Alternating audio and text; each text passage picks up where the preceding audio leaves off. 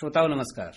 श्रोताओं, आप जुड़े हैं अपने मन पसंदीदा कार्यक्रम रेडियो डॉक्टर के साथ और आज मैं आपका दोस्त अनिंद्र सिंह फिर से एक नए विषय को लेकर हाजिर हूं। दोस्तों, हम सब स्वस्थ दिखना चाहते हैं, लेकिन हमारे स्वस्थ होने में और स्वस्थ दिखने में बहुत अंतर सा नजर आने लगा है। कब कौन किस बीमारी से पीड़ित हो जाता है हमें शायद पता नहीं लगता। तमाम ऐसी लाइफस्टाइल बीमारियां आजकल आ गई हैं जिनसे हमें से हर दूसरा तीसरा व्यक्ति दो चार है। ब्लड प्रेशर, रक्तचाप, बीपी की बीमारी भी ऐसी ही बीमारी है। आज हमारे साथ हमारे स्टूडियो में उपस्थित हैं डॉक्टर हेमेंद्र अग्रवाल जी। डॉक्टर साहब, आपका बहुत बहुत स्वागत है। नमस्कार। धन्यवाद। नमस्कार डॉक्टर साहब, सीधा हम बीपी पे ही आते हैं। लाइफस्टाइल बीमारी बोला जाता है जी, पता नहीं क्या क्या बोला जाता है। एक सामान्य आदमी अगर ये समझना चाहे कि उसका सामान्य जो ब्लड प्रेशर है वो कितना होना चाहिए, तो वो क्या समझे? क्योंकि रेंजेस जो है आजकल बहुत वेरी हो रही हैं। नॉर्मल सामान्यतः जो हम बोलते हैं, एक ऊपर वाला बीपी जिसको सिस्टोलिक बीपी बोला जाता है जी, और एक नीचे वाला बीपी जो आमतौर पे बोलते हैं कि नीचे वाला बीपी जो डायस्टोलिक बीपी होता है हमारा। तो उन बीपी को हमारा जो नॉर्मल रेंज है हमें 130 ऊपर का और नीचे का 80, इससे 130/80 mmHg से नीचे रखना है। जो नॉर्मल गाइडलाइंस अभी हमारी नई रिसेंट आई है अमेरिकन कार्डियोलॉजी की और अमेरिकन हार्ट एसोसिएशन की, उसके अनुसार तो बहुत इंटेंसिव कंट्रोल चाहिए होता है हमें ब्लड प्रेशर का। उनके अनुसार 120/80 नॉर्मल है और 130/80 से अगर बीपी ज्यादा हो रहा है आपका, तो मतलब आपको हाइपरटेंशन की बीमारी हो गई है। जो यूरोपियन सोसाइटी है हमारी, वो थोड़ा सा इसको रिलैक्स कर देती है। अच्छा। उनके अनुसार हम कहते हैं कि 140/90 तक आप वॉच कर सकते हो, लाइफ स्टाइल से आप कंट्रोल कर सकते हो। और अगर 140/90 से ऊपर जा रहा है, इसका मतलब आपको ब्लड प्रेशर या हाइपरटेंशन की बीमारी जो है वो हो रही है। तो वहां आपको ध्यान रखना है और फिर पूरा प्रिकॉशन और दवाइयां शुरू करनी होती है। ये तो नंबर की गेम हो गई जी, जहां हम देखते हैं कि इस रेंज में होना चाहिए, यूरोपियन स्टैंडर्ड्स कहता है इस रेंज में होना चाहिए। लेकिन एक सामान्य तौर पे आदमी को कैसे वो जान पाए कि मान लो जैसे आपने कहा कि बीपी चेक कर लिया तो हमें कोई नंबर समझ में आते हैं कि 140 है, 190 है, 120 है, 70 है लोअर लिमिट में। लेकिन एक सामान्य आदमी सामान्य दिनचर्या में कैसे इन चीजों को जान पाएगा कि हमारा उसका ब्लड प्रेशर बहुत ही अच्छा सवाल पूछा आपने। सबसे बड़ी प्रॉब्लम तो यही है कि इसमें हमारे पास बहुत सारे लोगों में या बल्कि ज्यादातर लोगों में इसका कोई लक्षण नहीं होते हैं जी शुरुआत में। इसीलिए ब्लड प्रेशर या हाइपरटेंशन को हम एक साइलेंट किलर कहते हैं। एक साइलेंट किलर, मैं वही कह रहा था शुरुआत में ही, मैंने कहा इसको तमाम नामों से जाना जाता है। कुछ लोग कुछ कहते हैं, कुछ लोग साइलेंट किलर भी बोलते हैं जी। तो इसलिए इसमें शुरुआत में तो या काफी हद तक कोई लक्षण होते नहीं है। और जो लक्षण होते हैं शुरुआत में, वो सिर दर्द है, चक्कर आना है, थोड़ी सी घबराहट होना है, कभी सांस फूल गई, कभी धड़कन बढ़ गई। तो इन चीजों को हम लोग या कभी इग्नोर कर देते हैं कि किसी वजह से वैसे ही हो गया होगा, तो वहां हमारी चीजें मिस हो जाती हैं जी। कभी नाक से खून आ गया तो वहां फिर भी आदमी चेक कराता है कि हाँ, हमें चेक करा लेना चाहिए। आइडियली हमें कम से कम 30 साल की उम्र के बाद साल में एक बार बीपी जरूर चेक कराना चाहिए।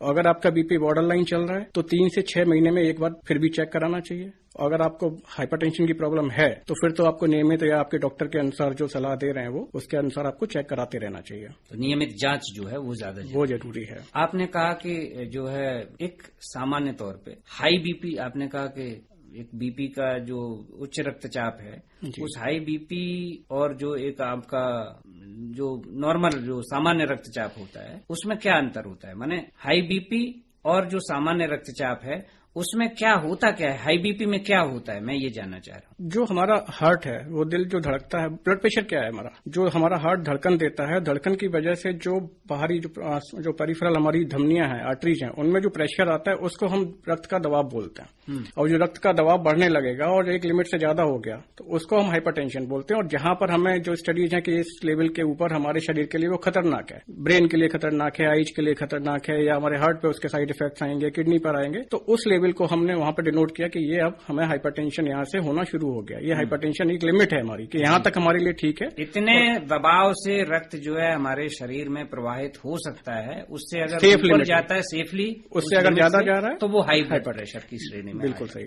हर साल जो है दुनिया में लोगों तक जागरूकता पहुंचाने के लिए वर्ल्ड हाइपरटेंशन डे भी मनाया जाता है, तो इसके बारे में कुछ बताएं। वर्ल्ड हाइपरटेंशन डे जो है हमारे यहाँ मनाया जा रहा है 17 मई को हर साल 2005 से। ये WHO ने शुरू किया और इस साल हर साल जो है हमारे अलग अलग कंट्रीज की विभिन्न जो मेडिकल सोसाइटीज हैं वो इसमें अपना योगदान देती हैं। इसका शुरुआती उद्देश्य ही ये था कि हम जल्दी से जल्दी इसको डायग्नोज करें। जिन ब्लड प्रेशर जिन लोगों को नहीं पता चल पाता है, अर्ली डायग्नोसिस होगी तो हम उसको अर्ली ट्रीटमेंट कर पाएंगे और इसके जो कॉम्प्लिकेशंस हैं उनको पहले से रोक पाएंगे और लोगों के जो कई बार इसके दुष्प्रभाव आ जाते हैं उनको होने से रोक सकते हैं, बचा सकते हैं। तो इसकी वजह से एक जागरूकता फैलाने के उद्देश्य से इसको शुरू किया गया 2005 से, और अब एक कैंपेन बन गया है। तो कई बार इसमें थीम्स भी दी गई कि know your numbers, major your limit जाने के, मेजर योर बीपी एक्यूरेटली। तो अभी इसी तरह की एक थीम है कि know your numbers, correct your BP and protect your health. तो इस तरह से इनको जागरूकता फैलाने के उद्देश्य से वर्ल्ड हाइपरटेंशन डे को हम मनाते हैं इसको। ठीक, आपने कहा कि साइलेंट किलर होता है ये, तो लोगों तक इसके प्रति जागरूकता हो पाए और जो किलर जैसी नौबत आती है इसका प्रभाव जो है लोगों को घातक, उसको कहीं न कहीं अरेस्ट किया जा सके। और शायद इसीलिए इसकी जरूरत है। और सबसे बड़ी परेशानी कि ब्लड प्रेशर एक समस्या है, वो अलग चीज है, लेकिन ब्लड प्रेशर हाइपरटेंशन का डायग्नोसिस होना और उसको पुअर कंट्रोल, अंडर डायग्नोसिस के लोगों को पता ही नहीं है, और पुअर कंट्रोल वो एक सबसे बड़ी समस्या है। उसकी वजह से ज्यादा घातक है। अगर हम जैसे भारत की ये बात करें, जो एक WHO का डाटा है उसके अनुसार भारत में करीब हर 100 में से 30 से 35 लोगों को ही पता है कि बीपी है। हर 3 में से 1 को बीपी की शिकायत होती है।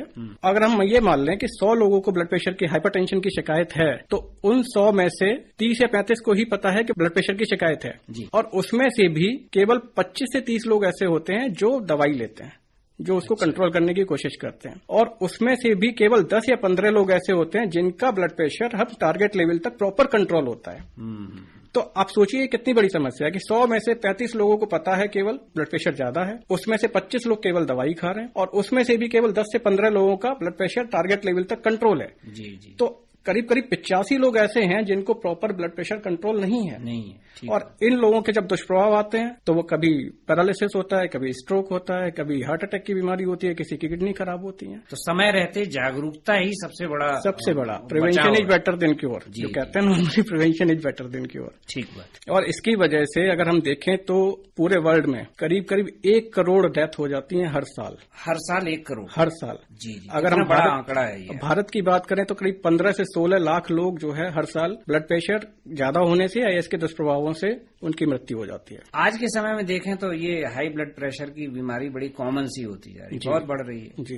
तो कारण आपको क्या लगता है? सबसे बड़ा भागदौड़ भरी जीवन शैली हमारी, या हमारा खान पान, लाइफ स्टाइल बहुत बड़ा फैक्टर है, स्ट्रेस बहुत बड़ा फैक्टर है, मोटापा बढ़ रहा है, ओबेसिटी वो एक बहुत बड़ा फैक्टर है, जो अल्कोहल यूज, टोबैको, स्मोकिंग, एक ये खान पीन में पैकेट फूड्स, जो पिज्जा, बर्गर, पैक्ड फूड्स आते हैं, इनकी वजह से स्ट्रेस एक बहुत बड़ा फैक्टर है। तो ये सारी चीजें जो है कहीं ना कहीं हाइपरटेंशन को बढ़ा रही हैं। आजकल की जिंदगी ही ऐसी हो गई है जहाँ पे जो है हर व्यक्ति किसी न किसी टेंशन से तो जूझ ही रहा है। जी। तो वो स्ट्रेस और ये सब एक सामान्य दिनचर्या का हिस्सा हैं, लेकिन इनके बाद भी आपकी सेहत, आपकी अपनी सेहत है, तो उसका ख्याल रखना वो आपकी अपनी जिम्मेदारी, ये आपके हाथ में है। जी। आपको अपनी जिंदगी कैसे चलानी है वो आपके हाथ में। आपको अपने लिए समय निकालना है, आपको मेडिटेशन करना है, थोड़ा योगा करना है, स्ट्रेस को जितना दूर रख सकते हैं दूर रखें। स्लीप डेप्रीवेशन, आजकल स्लीप जो है, नींद बहुत कम हो गई है, या रात की शिफ्ट होती है, लोग देर तक काम करते रहते हैं। बहुत सारे कारण है, उन कारणों पे अगर जाएंगे तो बहुत लंबी बात, बहुत लंबी कहानी है। हाँ, लेकिन ज्यादातर हम जो सामान्य लोग हैं वो समझते हैं हाई बीपी जिसको हो जाता है, सबसे पहले ये कहा जाता है कि नमक बंद करो भाई,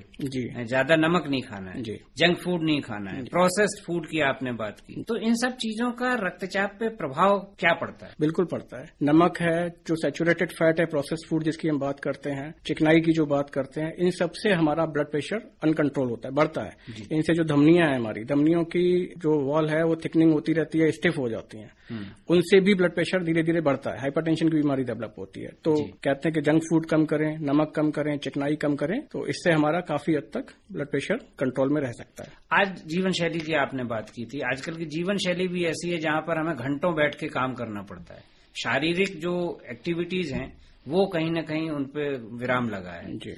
मोटापे की आपने बात की, तो ये जो कारण है ये कैसे इसमें कंट्रीब्यूट कर रहे हैं? देखिए, सबसे बड़ा जो आपने बताया यही कारण है कि आजकल जो है बच्चों में यंग एज में भी ब्लड प्रेशर, ये हाइपरटेंशन की बीमारी हो रही है। बैठे रहना, फिजिकल एक्टिविटी ना होना, फिजिकल एक्टिविटी ना होने से ओबेसिटी होना, और पैकेट फूड या जंक फूड ज्यादा खाना। तो कोशिश वही करनी है कि आप सुबह शाम आधा घंटे निकालें, कभी प्रॉपर एक्सरसाइज करें, जिन चीजों में खाने से बचा जा सकता है खाने से बचें। नॉर्मल खाना, हाई फाइबर डाइट, सलाद, वेजिटेबल्स, फ्रूट्स वो ज्यादा लें। अल्कोहल, टोबैको, स्मोकिंग, इन सब चीजें बंद करें बिल्कुल। हफ्ते में कम से कम 5 दिन 30 मिनट डेली एक्सरसाइज या वॉक करें। खासतौर से जो युवा पीढ़ी है उसको ये चीज समझनी पड़ेगी। जिन सब चीजों की, जिन सब बातों को आपने अभी जिक्र किया, वो सारी बातें उस वर्ग को रिलेट करती हैं। बिल्कुल। और उनको चेतने की आवश्यकता बिल्कुल। और आने वाले समय में तो ये पीढ़ी ही ज्यादा इफेक्ट होने वाली है, क्योंकि पहले वाली जो पीढ़ी थी वो तो फिर भी खेतों में काम करती थी, वो तो कहीं ना कहीं से एक्सरसाइज हो ही जाती थी, खुले में सांस ले रहे थे।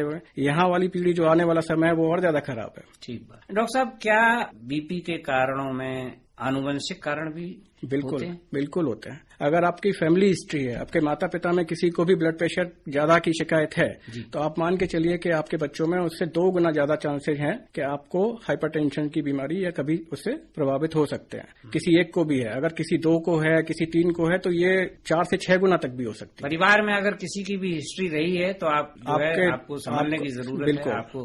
आपको वो प्रॉपर चेकअप कराना है। आपको हर 6 महीने से 1 साल में चेकअप कराते रहिए कि आपको भी कभी हो सकती है, तो उसके लिए आपको एक एक्स्ट्रा प्रिकॉशन लेने की जरूरत है।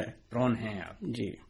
किसी को हाई ब्लड प्रेशर की शुरुआत हो रही है या है, तो उसके लक्षण क्या नजर आते हैं? कैसे समझे कोई व्यक्ति कि उसको हाई ब्लड प्रेशर? जैसे मैंने पहले बताया कि इसके लक्षण कुछ भी नहीं समझ में आते पहले शुरुआत में, या लक्षण होते भी हैं तो नींद में सिर भारी हो जाना, कभी दर्द सा होना, कभी घबराहट सी होना। कहा था कि आनुवंशिक कारण भी हो सकते हैं। बिल्कुल। तो जो है कोई ऐसे लक्षण नजर नहीं आएंगे, सिर्फ आपको ये ख्याल रखना है, ध्यान में रखना है कि हमारे माता पिता में या किसी को है, परिवार में है बीपी की समस्या, तो हम टाइम टू टाइम अपना चेक कराते रहें। और कभी आपको लगता है कि हमारी धड़कन बढ़ रही है या सांस फूल रही है, सिर दर्द हो रहा है, कभी भारीपन सा रहता है, तो उस टाइम पर ब्लड प्रेशर चेक करा लिया जाए बीच बीच में। क्या ऐसे संकेत हैं जिनको नजरअंदाज न किया जाए? सांस फूलना, धड़कन बढ़ना और घबराहट सी होना, कभी सीने में कभी भारीपन सा लग रहा है, चलने में सांस फूल जाती है लोगों की कभी, है ना, कभी नाक से खून आ गया, तो ये सारे लक्षण हैं जो शुरुआत में हम बता सकते हैं कि इसको हाइपरटेंशन की बीमारी हो सकती है। ठीक बात। आपने कहा कि बीपी की जांच करते रहिए। जी। घर में भी आजकल देखते हैं कि बहुत सारे लोग जो है एक मशीन रखते हैं और उससे बीपी चेक करते रहते हैं, तो वो कितना विश्वसनीय है? नहीं, एक रफ मेजरमेंट्स के लिए बहुत अच्छा है, वो करना चाहिए। कि घर में बीपी कई बार अलग होता है, कई बार आप डॉक्टर के चैम्बर में जाते हैं तो वो बीपी बढ़ जाता है, वही इसको हम व्हाइट कोट हाइपरटेंशन बोलते हैं, तो वो बढ़ जाता है। इसमें बहुत जरूरी है और इसमें मल्टीपल रीडिंग्स लेनी चाहिए। हाँ, लेकिन उसका बीपी नापने का तरीका जरूर सही होना चाहिए। बीपी नापने का तरीका है कि आपको जब भी बीपी चेक कर रहे हैं तो आधा घंटे पहले आपको स्ट्रेस ना हो, शांत बैठे हो। उससे पहले आपने आधा घंटे पहले के अंदर चाय, कॉफी, तंबाकू, अल्कोहल किसी का सेवन ना किया हो। दूसरी चीज, इस पर चेयर पर बैठे हैं तो पीठ सपोर्टेड होनी चाहिए, पीठ जो है बैक लगी होनी चाहिए और फीट जो है आपके पैर जमीन पर होने चाहिए। तो रिलैक्स कंडीशन में बैठे हैं जहाँ पीठ आपकी चेयर के पीछे है और पैर जो है जमीन पर है। दूसरा, छोटी छोटी बातें, लेकिन कफ लेवल जो है हमारा हाथ पर उसके हार्ट के लेवल पर होना चाहिए। ऐसा नहीं हम आगे झुक के बैठ गए या कहीं बैठ गए, तो उस टाइम पर जब हम लेते हैं तो वो लगभग एक्यूरेट बीपी आता है। उसमें हम मल्टीपल रीडिंग्स ले सकते हैं और दोनों हाथ में चेक करना चाहिए। अच्छा। कुछ केसेस ऐसे भी होते हैं जिसमें एक में ज्यादा आता है, एक में कम आता है। नॉर्मल डिफरेंस एक सब में होता है। हाँ। लेकिन कुछ केसेस में ज्यादा डिफरेंस होता है, तो दोनों में भी चेक करना चाहिए। अगर किसी को हाई बीपी लंबे समय तक है तो उसके शरीर पे उसके क्या दुष्प्रभाव पड़ते हैं? उसके दुष्प्रभाव जो है, सिर से लेकर पैर तक आप कुछ भी देख लीजिए, हर ऑर्गन्स पे उसके साइड इफेक्ट्स आ सकते हैं। हमारे यहाँ 100 में से 57 लोग जो स्ट्रोक के होते हैं हाइपरटेंशन के, उनमें 57 लोगों में ब्रेन हेमरेज या स्ट्रोक का कारण ब्लड प्रेशर होता है, जो पैरालिसिस होती है जिनको। 24 से 25% जिनको हार्ट फेलियर होता है, हार्ट अटैक होता है, उनको भी 24 से 25% में बीपी ही एक कारण होता है, हाई बीपी। किडनी खराब हो जाती है लोगों की। किडनी वाले पेशेंट भी करीब 24% लोग हैं कि 100 लोगों को बीपी है तो 24 लोगों की किडनी पे असर आ जाता है, खराब हो जाती है। लॉन्ग टर्म बहुत लंबा बीपी चल रहा है और अनकंट्रोल्ड है तो ये किडनी खराब होने की संभावना 5 से 7 गुना तक बढ़ जाती है आपकी। जी। आंखों पे असर आ जाता है, रोशनी खराब हो जाती है। मैं उसी पे आ रहा था, याददाश्त पे भी फर्क आता है। बीपी से संबंध बिल्कुल है। डायबिटीज अपने आप में एक हमारे लिए एक बड़ा खतरनाक बीमारी है। जिसको होता है उसका सीधा असर उसकी आंखों पे पड़ता है। तो डायबिटीज और साथ में अगर हाइपरटेंशन हो गया तो नीम और करेला एक साथ हो गए। दो चीजें एक साथ हो गई। तो इस नीम और करेले की कड़वाहट को डॉक्टर साहब थोड़ा कम करते हैं और श्रोताओं को हम आपकी पसंद का एक गीत सुनवा देते हैं। बिल्कुल। तो कौन सा गीत आज हमारे श्रोताओं को आप सुनवाना चाहेंगे? जो आपको अच्छा लगे। आपको अपनी पसंद का गीत सुनवाना है। 2 लफ्जों की है दिल की कहानी। क्या बात है, तो आपकी पसंद का ये गीत श्रोताओं को सुनवा देते हैं।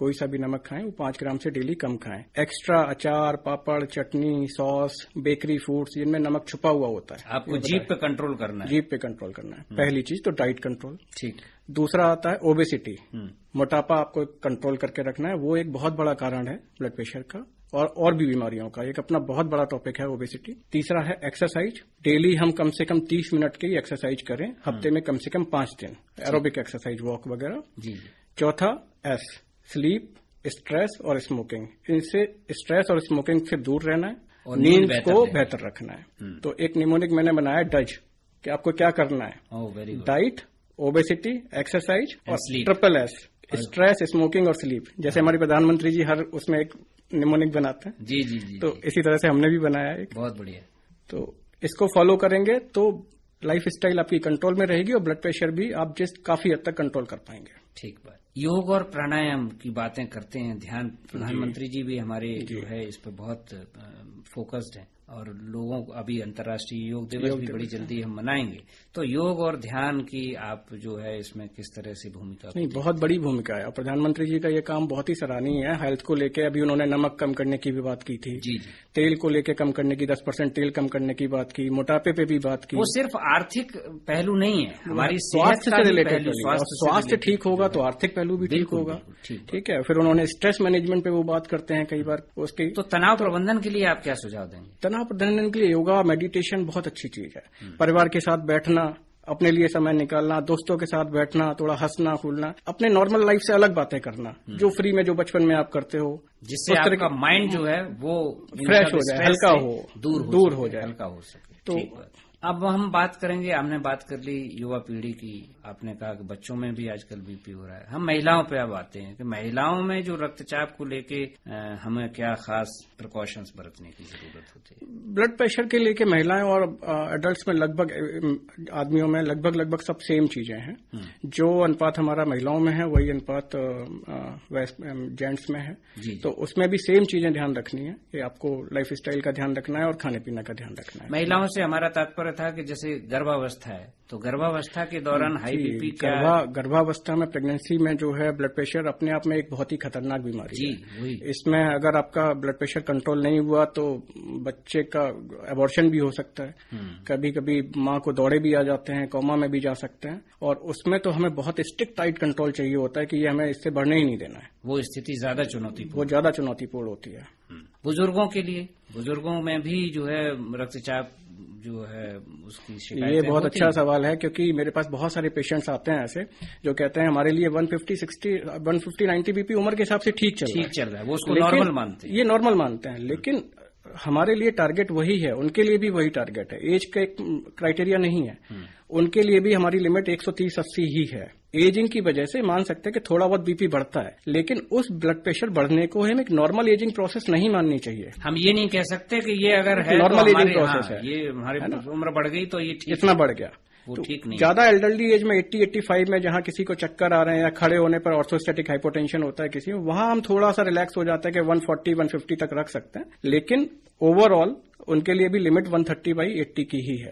ये जो कोई लोग बीपी की मान लो दवा उसको प्रेस्क्राइब की डॉक्टर साहब ने, तो दवाई हमें कुछ लोग देखा जाता है कि बीच में दवा बंद कर देते हैं, तो जो मिस्ड डोज हैं वो कितनी खतरनाक हो सकती है? जी, मिस्ड डोज नहीं करनी चाहिए। मेरे पास कुछ लोग ऐसे भी आते हैं जो कहते हैं कि जब हमें लगता है, महसूस होता है, तब हमने दवाई ले ली। जब हमें लगा कि आज दिक्कत हो रही है तो दवाई ले ली। वो गलत है। कहीं ना कहीं आपका ब्लड प्रेशर अंदर ही अंदर बढ़ रहा है, नसों पे या धमनियों पे आपके प्रेशर बढ़ रहा है, वो सारी इलास्टिक है, धीरे धीरे फैलती जाती है और एक लिमिट आती है कि वो जाके उनकी लिमिट क्रॉस हो जाती है, फट जाती है, या उसमें अंदर थिकनिंग हो जाएगी, ब्लॉक हो जाएगी, स्ट्रोक हो जाएगा, पैरालिसिस हो जाएगा। तो इस तरह की चीजें होती हैं, तो इसका हमें ध्यान रखना चाहिए। मिस्ड डोज अगर आपकी है तो आप तुरंत दूसरी डोज लें, डबल डोज नहीं लेनी है। हाँ, जो मिस आपने डोज की बड़ी इंपॉर्टेंट आपने बताई कि ऐसा ना हो कि अगर मिस कर दी तो हम डबल खा लें। दो खा लें, दो नहीं खानी है। आपको एक ही डोज खानी है और उसके बाद रेगुलर खानी है, और रेगुलर आपको बीपी नियंत्रण में रखना है। अच्छा डॉक्टर साहब, ये जो बीपी की दवा खाते हैं तो क्या बीपी पूरी तरह से ठीक हो सकता है या केवल ये नियंत्रित ही किया जा सकता है? ठीक नहीं हो सकता, काफी हद तक आप उसको नियंत्रित कर सकते हैं अपनी लाइफ स्टाइल से। अगर आपकी लाइफ स्टाइल से वो नियंत्रण में है तो आपको दवाइयों की जरूरत नहीं पड़ेगी। ये हो सकता है कि ना पड़े। कुछ बीमारियों में जिनको हम सेकेंडरी हाइपरटेंशन बोलते हैं, कि उसकी वजह से हो गया, किडनी की प्रॉब्लम की वजह से या डायबिटीज या थायराइड की प्रॉब्लम की वजह से हो गया, वो कंट्रोल में हुई तो ब्लड प्रेशर आपका नॉर्मल आ सकता है। लेकिन वहां भी लाइफस्टाइल अपने आप में एक महत्वपूर्ण पार्ट है, तो वहां आप उसको कंट्रोल कर सकते हैं। कंट्रोल है बिना दवाइयों के, बहुत अच्छी बात है। नहीं हो रहा है तो फिर आपको डॉक्टर को दिखा के प्रॉपर मेडिसिन लेनी ही लेनी है। ठीक। कुछ लोग जो है घरेलू उपाय भी अपनाते हैं, कुछ आयुर्वेद का सहारा लेते हैं, या वैकल्पिक जो चिकित्सा के संसाधन है उन पे जाते हैं। क्या वो भी सहायक होते हैं? सर, आयुर्वेदिक और वैकल्पिक चिकित्सा हमारे, अगर हम देखें तो हमारे यहाँ भारत में शुरुआत ही आयुर्वेद से और इन चीजों से हुई थी जी। लेकिन अगर ये वाकई में किसी डॉक्टर से ले रहे हैं प्रॉपर दिखा के तो वो कारगर है। कुछ लोग जो है बस किसी का विज्ञापन देखा कि ये दवाई ले लो और किसी स्टोर में गए उससे ले ली दवाई, वो मैं कभी नहीं कहता कि इस तरह से लेनी चाहिए। वो हमेशा खतरनाक हो सकती है। वो आपको साथ में क्या बीमारी है, डायबिटीज तो नहीं है, किडनी की प्रॉब्लम तो नहीं है, हार्ट की प्रॉब्लम तो नहीं है, तो वो जो डॉक्टर देख के देगा, चाहे वो आयुर्वेद का हो चाहे किसी और पैथी का हो, वो एक सही दवाई देगा और नियंत्रित मात्रा में भी देगा।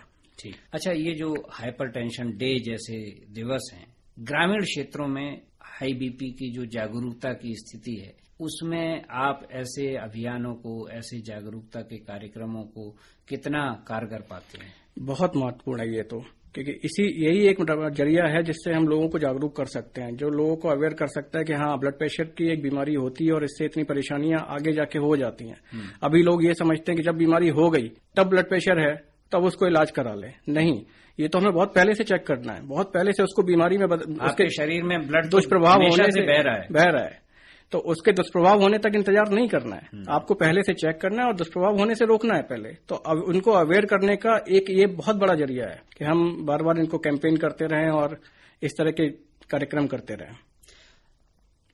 कोई घर में बीपी पेशेंट है तो घर परिवार की और जो इर्द गिर्द का समाज है, सोसाइटी है, उसकी भूमिका को आप कैसे इंगित करें? घर में अगर किसी को भी बीपी है तो लोगों को भी अपने आप में जागरूक होना चाहिए कि अगर घर में किसी को बीपी है तो वही फैमिली हिस्ट्री हो गई एक तरह से, तो आपको भी बीपी हो सकता है, तो आप अपने आप को ध्यान रखें।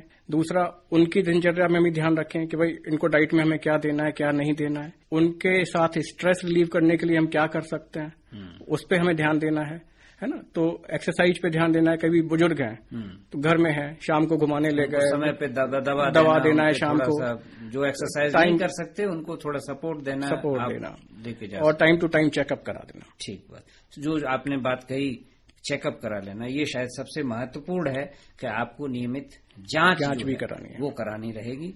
और कोई संदेश महत्वपूर्ण जो आप समझते हो हमारे श्रोताओं तक पहुंचाना चाहें? महत्वपूर्ण संदेश यही है कि ब्लड प्रेशर, हाइपरटेंशन एक बहुत बड़ी समस्या है हमारे वर्ल्ड में और हमारे देश में भी, but it is preventable, it is detectable and it is treatable. तो इसको हम प्रिवेंट कर सकते हैं, डिटेक्ट कर सकते हैं और ट्रीट भी कर सकते हैं, और इससे होने वाले दुष्प्रभावों को रोक सकते हैं। तो इसलिए जहां तक हो अपने खान पीन का, लाइफ स्टाइल का और जीवन शैली का, जो आपके हाथ में है, उनको हम करना चाहिए उनको। ठीक। तो श्रोताओं, आज की जो हमारी बातचीत थी ये बहुत स्पष्ट है, बताती है कि हाई ब्लड प्रेशर एक बीमारी नहीं बल्कि हम कहें कि जीवन शैली से जुड़ी एक गंभीर चुनौती ज्यादा है। तो सही खान पान, नियमित व्यायाम और जो हमारा स्ट्रेस है उस पर कंट्रोल, और जैसा कि डॉक्टर साहब ने बताया नियमित जांच, वो अगर किया जाए तो हम इससे बच सकते हैं। तो स्वस्थ रहिए, जागरूक रहिए, नियमित जांच करवाइए और अपने इर्द गिर्द के लोगों को भी इसके प्रति आगाह करिए, सचेत करिए। डॉक्टर साहब, आप हमारे साथ हमारे स्टूडियो आकर हमारे श्रोताओं से जुड़े, आपका बहुत बहुत आभार। धन्यवाद। धन्यवाद।